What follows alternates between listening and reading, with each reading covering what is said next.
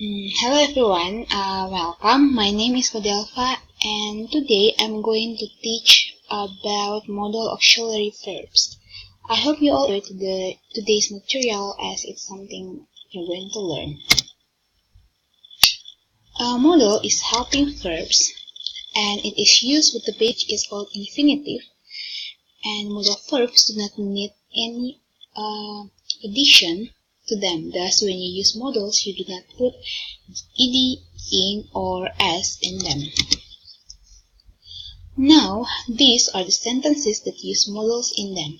As you can see, sentence A have will, and we will go to the fest, which is festival, after going to the bank.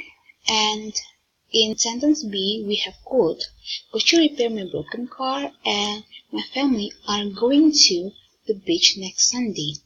And the last sentence is, I have to return the book to the rental by 5 o'clock tomorrow afternoon. These modals have their own purposes in those sentences. Later, I will explain more about purposes and what are this modal carries on this sentence. Now, these are the modal verbs that you are going to know and use later, whether in talking or in your writing. Now we're going to learn about the rules. Modal verbs can be used in these three different patterns. These are three possible patterns that use modal verbs.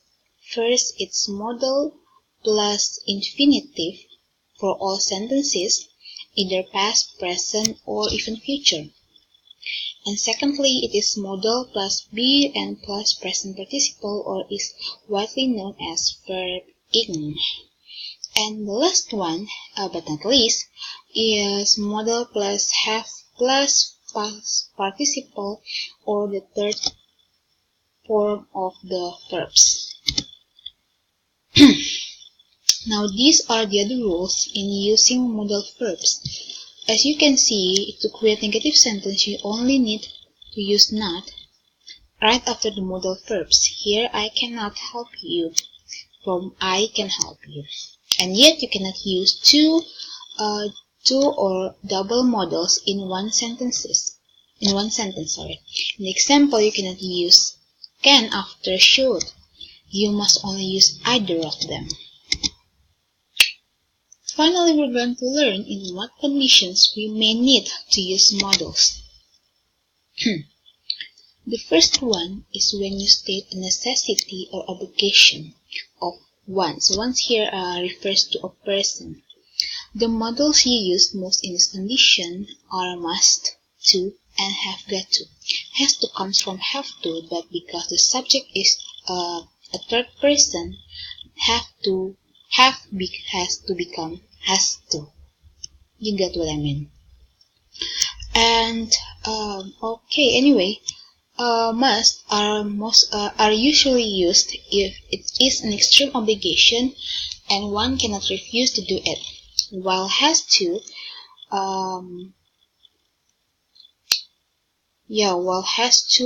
comes from have to, as I had explained before. And the last is we have got to. Is more common to use in very informal spoken, while has to is usually used in writing and talking. Now we have second purpose. It is permission or agreement. Also, it's sometimes for asking for favors or help from others. We usually use may, could, and can. As in order, may is more informal than could and can, and yet can is what we currently use in our real life. I mean, we usually use in real life. And the third purpose is for giving suggestion or advising someone. The modal verbs that are used mostly are should and ought to. Now, modals can also be used for stating one's ability. We usually use can in the context of present tense. or present time, and we usually use could in the context of past tense or past time. So here she can ride a bike as if he still can, and in B, my brother could ride a bike when he was younger, but now in the present time he could not. He cannot. For the fifth purpose, modals are used to state a possibility, as in order, higher possibility than may and might. Might is used when the speaker does not really sure about his or her statement. Now, for these last purposes, I will just sum them up really quick. In planning actions, we can use will and are going to, but we can only use will if the plan had just made or we just decided to plan at the moment of the speaking, while be going to is used for planned decisions only, meaning we use it when we had already decided the decision long time ago before the moment we speak. The next one is stating promises. The modal verb used mostly for this purpose is will. As if we just made a decision to make the promise. And finally, the last but not least is modal verbs used for prediction. Most of the modal verbs can be used for this purpose. But now, as in point B and C, we have in point B and C are the second and first pattern that I explained before, as if the first pattern is modals plus be plus verb in, and the third pattern is modals plus have plus verb 3. Eventually, I'm going to sum up this lesson into these two sentences. First, you can only use one modal after one modal verb in one sentence. And after the modal verb, it is the base form of the verb, no matter what the subject is. Then, to create negative sentence, you can just add not right after the modal verbs.